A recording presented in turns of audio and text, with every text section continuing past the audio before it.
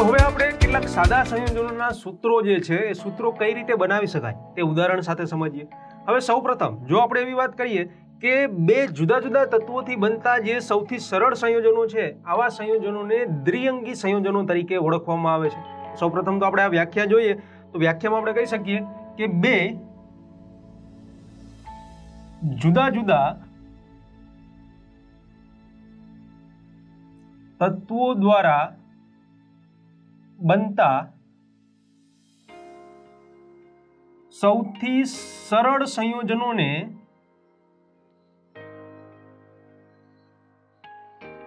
દ્વિઅંગી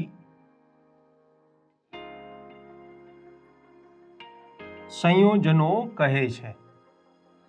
એટલે કે બે જ તત્વો ધરાવતા હોય, જુદા જુદા બે તત્વો ધરાવતા હોય ને એના દ્વારા જે સરળ સંયોજનો બને છે જેને આપણે દ્વિઅંગી સંયોજનો તરીકે ઓળખીએ છીએ. હવે આ જે સંયોજનો છે એ સંયોજનોના રાસાયણિક સૂત્રો લખતી વખતે આપણે સૌપ્રથમ તો તેના જે ઘટક તત્વો હોય એ ઘટક તત્વો અને તેઓની સંયોજકતા લખવી પડે છે. એટલે કે તત્વોની સંજ્ઞા અને તેની સંયોજકતા લખીને ત્યારબાદ આપણે શું કરવાનું છે કે ત્યારબાદ જે સંયોજકતા પરમાણુઓની સંખ્યા છે એ સંખ્યાઓને ક્રોસ કરવામાં આવે છે. કઈ રીતે આપણે ઉદાહરણ સાથે સમજીએ. સૌપ્રથમ તો આપણે મુદ્દો લખી દઈએ કે સંયોજનોના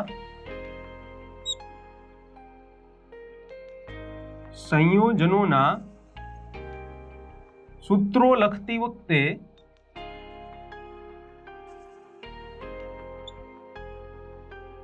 તેમાં રહેલા ઘટક તત્વો તથા તેની સંયોજકતા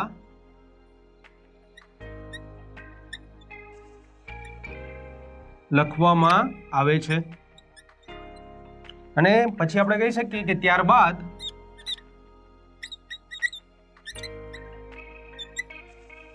આ ઘટક તત્વોની સંયોજકતાને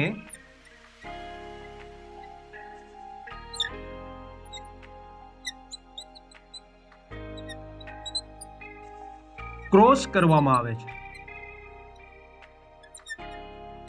એટલે કે જે રીતે તમે ચોપડી ગુણાકાર કરો એ રીતે અહીંયા ઘટક તત્વોની જે સંયોજકતા હોય એને ક્રોસ કરવામાં આવે છે.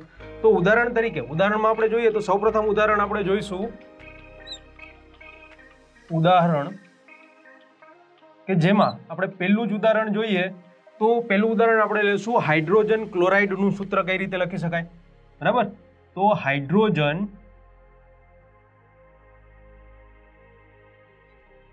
ક્લોરાઇડનું સૂત્ર, આ સૂત્ર કઈ રીતે લખવામાં આવે એના વિશે વાત કરી. હવે અહીંયા હાઇડ્રોજન ક્લોરાઇડ એવું આપેલું છે તો એમાં જે તત્વો રહેલા છે તત્વો કયા કયા છે તો કહી શકાય કે હાઇડ્રોજન અને ક્લોરીન છે. તો એની સંજ્ઞા આપણે ખબર છે કે હાઇડ્રોજનને H વડે દર્શાવીએ છીએ અને ક્લોરીનને આપણે Cl વડે દર્શાવીએ છીએ. બરાબર, તો સૌપ્રથમ તો જે સૂત્ર આનું સૂત્ર લખવું હોય તો અહીંયા પહેલા તો આપણે એની સંજ્ઞા લખવી પડે છે. એટલે કે જે તત્વો રહેલા છે તેની સંજ્ઞા અને એ તત્વોની સંયોજકતા, આ બે વસ્તુ આપણે ખબર હોવી જોઈએ. હવે આ તત્વોની સંયોજકતા શું છે એ તમારે યાદ રાખવી પડે. બરાબર, તો અહીંયા હાઇડ્રોજન અને ક્લોરીન છે તો આપણે H અને Cl આ બે તત્વો જે લખેલા છે. બરાબર, હવે સંયોજકતાની વાત કરીએ તો હાઇડ્રોજનની સંયોજકતા આપણે કહી શકીએ 1 છે, જ્યારે ક્લોરીનની સંયોજકતા પણ 1 છે. અને આપણે કીધું એ પ્રમાણે કે આ જે ઘટક તત્વોની સંયોજકતા લખેલી છે એને ક્રોસ કરવામાં આવે. ક્રોસ એટલે કઈ રીતે, તો આ હાઇડ્રોજનની સંયોજકતા આપણે આની સાથે અને ક્લોરીનની સંયોજકતા હાઇડ્રોજન સાથે અને હાઇડ્રોજનની સંયોજકતા ક્લોરીન સાથે જોડીને આપણે આ રીતે એને ક્રોસ કરવાનો હોય છે. તો અહીંયા આ બંનેને ક્રોસ કરવાથી હવે જે સૂત્ર મળે છે સૂત્ર આપણે શું લખી શકીએ, તો સૂત્ર જો આપણે લખવું હોય તો કહી શકાય કે હાઇડ્રોજન સાથે 1 ને ગુણવાનો છે. 1 હોય એટલે લખો કે ના લખો કોઈ ફરક ના પડે. તો અહીંયા H અને Cl સાથે પણ 1 છે તો એને પણ આ રીતે દર્શાવી શકાય. એટલે કે હાઇડ્રોજન ક્લોરાઇડ જેને આપણે સામાન્ય રીતે સૂત્ર સ્વરૂપે દર્શાવવું હોય તો સૂત્ર સ્વરૂપે આપણે આ રીતે HCl વડે દર્શાવીએ છીએ. બરાબર, HCl એટલે કે આપણા માટે હાઇડ્રોક્લોરિક એસિડ છે અને એનું જે નામ જોવા જઈએ તો હાઇડ્રોજન ક્લોરાઇડ છે. તો હાઇડ્રોજન ક્લોરાઇડનું સૂત્ર આપણે કંઈક આ રીતે લખી શકીએ છીએ. ત્યારબાદ આપણે બીજું સૂત્ર લઈએ તો એ છે હાઇડ્રોજન સલ્ફાઇડનું સૂત્ર આપણે ઉદાહરણમાં લઈએ. તો ઉદાહરણ નંબર 2 જોઈએ જેમાં આપણે જોઈશું હાઇડ્રોજન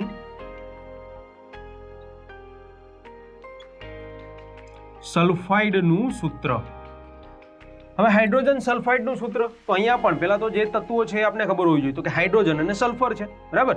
હવે આ હાઇડ્રોજન અને સલ્ફર આપણી સાથે રહેલા છે, એની સંજ્ઞા પણ આપણે ખબર હોવી જોઈએ કે હાઇડ્રોજનને H વડે દર્શાવીએ છીએ અને સલ્ફરને આપણે S વડે દર્શાવીએ છીએ. તો સૌપ્રથમ તો હાઇડ્રોજન સલ્ફાઇડમાં રહેલા જે તત્વો છે એની સંજ્ઞા અને એની સંયોજકતા, બે વસ્તુ આપણે ખબર હોવી જોઈએ, બરાબર. તો અહીંયા હાઇડ્રોજન સલ્ફાઇડ એટલે કે તત્વો છે હાઇડ્રોજન અને સલ્ફર, એટલે કે એને સંજ્ઞા H અને S વડે દર્શાવીએ છીએ. સંયોજકતાની વાત કરીએ તો હાઇડ્રોજનની સંયોજકતા 1 છે, જ્યારે સલ્ફરની સંયોજકતા કેટલી છે? 2 છે. અને અહીંયા પણ આને પણ આપણે ફરીથી આ રીતે ક્રોસ વડે દર્શાવવાના, બરાબર. તો જો આને ક્રોસ વડે દર્શાવીએ તો હાઇડ્રોજન સાથે શું ગુણાશે?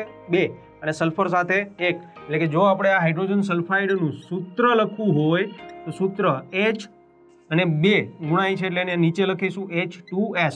આ જે H2S છે એ હાઇડ્રોજન સલ્ફાઇડનું સૂત્ર થશે, બરાબર. તો આવી જ રીતે આપણે આ જે સંયોજનોના નામ ઉપર તેના સૂત્રો કઈ રીતે લખવા, એમાં 2 ઉદાહરણ જોઈએ, હાઇડ્રોજન ક્લોરાઇડ અને હાઇડ્રોજન સલ્ફાઇડ. હવે આપણે પાણીનું સૂત્ર છે એ કઈ રીતે બનાવાય એના વિશે આગળ જોઈએ. તો ત્રીજું ઉદાહરણ જોઈએ. ત્રીજા ઉદાહરણમાં આપણે પાણીનું સૂત્ર લખવાનું છે. તો અહીંયા આપણે લખીએ પાણીનું સૂત્ર, બરાબર.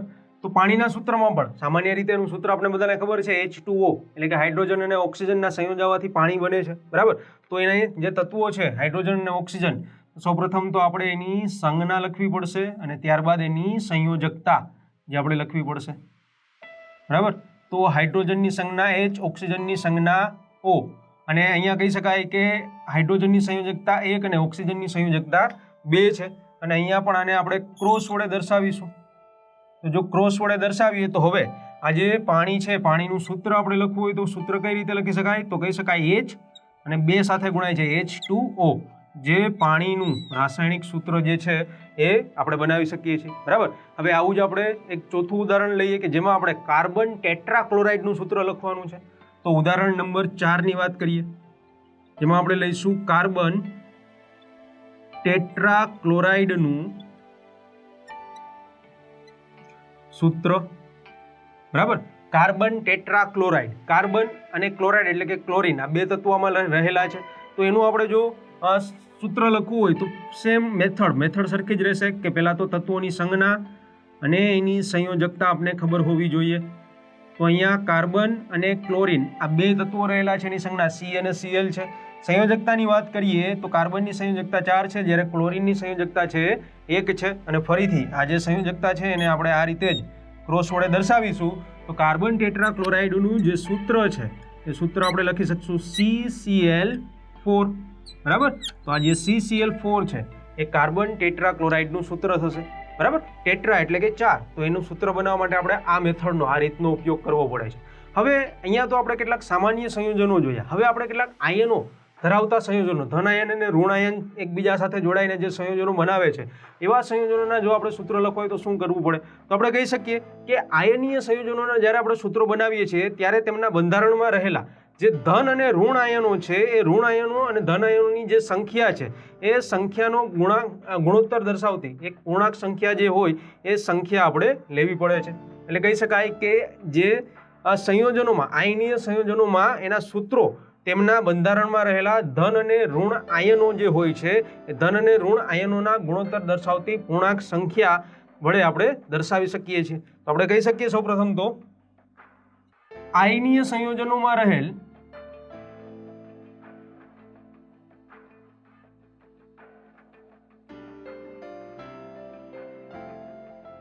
ધન અને ઋણ આયનો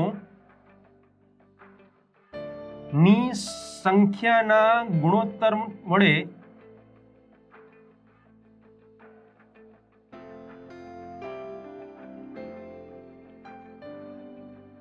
બનાવવામાં આવે છે. એટલે કે ધન અને ઋણ આયનોની જે સંખ્યા હોય એના જે ગુણોત્તર છે, જે પૂર્ણાંક હશે, આ સંખ્યાનું ગુણોત્તર છે એનો ઉપયોગ કરીને આપણે આયનીય સંયોજનોના સૂત્રો જે છે એ બનાવી શકીએ છીએ. તો હવે આયનીય સંયોજનોમાં આપણે ઉદાહરણ સ્વરૂપે લેવું હોય તો પહેલું જ ઉદાહરણ લઈએ કે મેગ્નેશિયમ ક્લોરાઇડનું સૂત્ર આપણે બનાવીએ. તો અહીંયા આયનીય સંયોજનોમાં ઉદાહરણ સ્વરૂપે આમ જોવા જઈએ તો 5મું ઉદાહરણ આપણે લખી શકીએ મેગ્નેશિયમ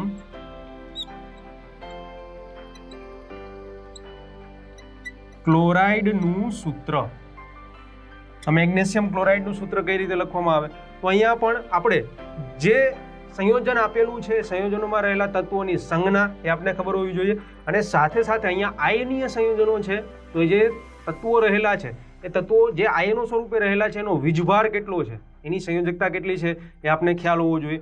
તો અહીંયા આપણે સૌપ્રથમ વાત કરીએ તો સંજ્ઞા, જે તત્વો છે એની સંજ્ઞા અને એનો વીજભાર, આ બે વસ્તુની માહિતી આપણે આયનીય સંયોજનોના સૂત્ર લખવા માટે જરૂરી હોવી જોઈએ. બરાબર. તો અહીંયા મેગ્નેશિયમ ક્લોરાઇડ છે એટલે મેગ્નેશિયમ અને ક્લોરીન આ બે તત્વો રહેલા છે.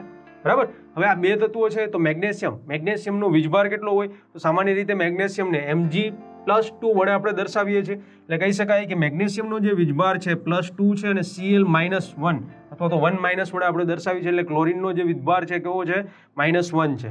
હવે અહીંયા પણ ફરીથી આપણે આ બંનેને ક્રોસ કરવાના છે અને એના ઉપરથી આપણે એનું સૂત્ર લખવાનું છે.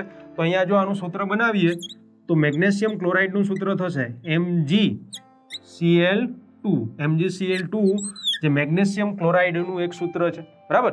હવે આ સૂત્ર પરથી આપણે એક વસ્તુ કહી શકીએ કે અહીં આપેલા સૂત્રમાં જે મેગ્નેશિયમ ક્લોરાઇડના અણુમાં પ્રત્યેક Mg2+ આયન માટે 2 ક્લોરાઇડના આયનો એટલે કે 2 Cl-1 આયનો છે એ આયનોની જરૂરિયાત રહેલી છે.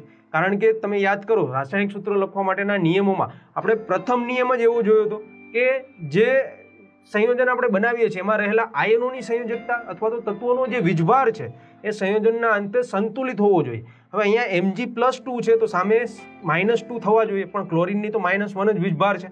તો એવા -2 કરવા માટે આપણે 2 ક્લોરીન લેવા પડે. એટલે કહી શકાય કે આપેલા સંયોજનોમાં મેગ્નેશિયમ ક્લોરાઇડના અણુમાં રહેલા પ્રત્યેક Mg+2 આયન માટે 2 Cl- આયનો હોય છે, Cl- આયનો રહેલા હોય છે. બરાબર. અહીં આપણે લખી શકીએ કે અહીં મેગ્નેશિયમ ક્લોરાઇડના એક અણુમાં રહેલ Mg2+ આયન માટે 2 Cl- આયનો રહેલા હોય છે. એટલે તો આપણે MgCl2 એવું એનું સૂત્ર બનાવેલું છે. બરાબર. અને આ રીતે એક Mg2+ આયન માટે 2 Cl- આયનો લઈએ ત્યારે જ કહી શકાય કે જે સંયોજન બને છે, જે સૂત્ર બને છે એ કેવું થશે? તટસ્થ થશે. એટલે કહી શકાય કે અહીં ધન અને જે ઋણ વીજભાર છે, ધન એટલે કે Mg2+ અને ઋણ વીજભાર એટલે કે Cl-1, તો ધન અને ઋણ વીજભાર છે એ એકબીજાને સમતોલિત કરતા હોવા જોઈએ. અને સંપૂર્ણ રીતે સમતોલિત તો કરે જ છે, કારણ કે 2 ક્લોરીન છે એટલે આપણે આગળ જોયું Mg2+ અને Cl-1- છે, પણ એવા 2 લીધા એટલે -1 -2 થઈ જશે.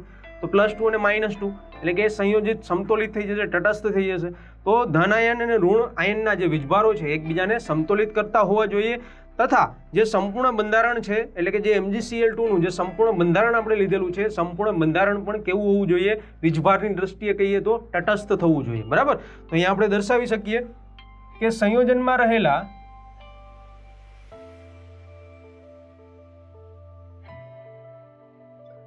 ધન અને ઋણ આયનો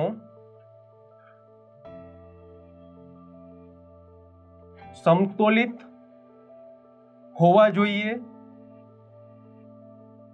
તથા સંયોજનને પણ સમતોલિત બનાવતા હોવા જોઈએ. અને જો આવું થતું હોય તો જ આપણે જે સંયોજનનું રાસાયણિક સૂત્ર લખેલું છે કેવું છે? સંપૂર્ણ રીતે કહી શકાય કે સાચું રાસાયણિક સૂત્ર આપણે લખ્યું છે. બરાબર.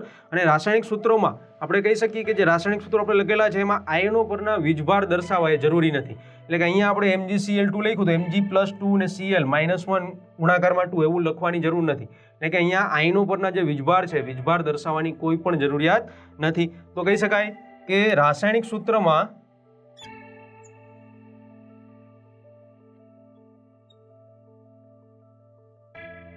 રહેલા આયનો પરના વીજભાર દર્શાવવાની કોઈ જરૂર નથી. એટલે કે અહીંયા આપણે તમે પણ જોઈ શકો છો કે MgCl2 જે સૂત્ર બનાવ્યું એમાં Mg ઉપર એનો વીજભાર +2 આપણે નથી દર્શાવ્યો અને Cl ઉપર એનો વીજભાર -1 છે એ પણ આપણે દર્શાવેલો નથી. બરાબર, એટલે કે આ વીજભાર દર્શાવવો એ જરૂરી નથી. હજુ પણ આપણે અહીંયા આ જે આયનીય સંયોજનો આપણે જોઈએ એના કેટલાક વધારે ઉદાહરણ સાથે આયનીય સંયોજનોના સૂત્રો કઈ રીતે લખી શકાય એ આપણે જોઈએ. એટલે કે હવે આપણે ઉદાહરણ નંબર 6 તરફ આગળ વધીએ.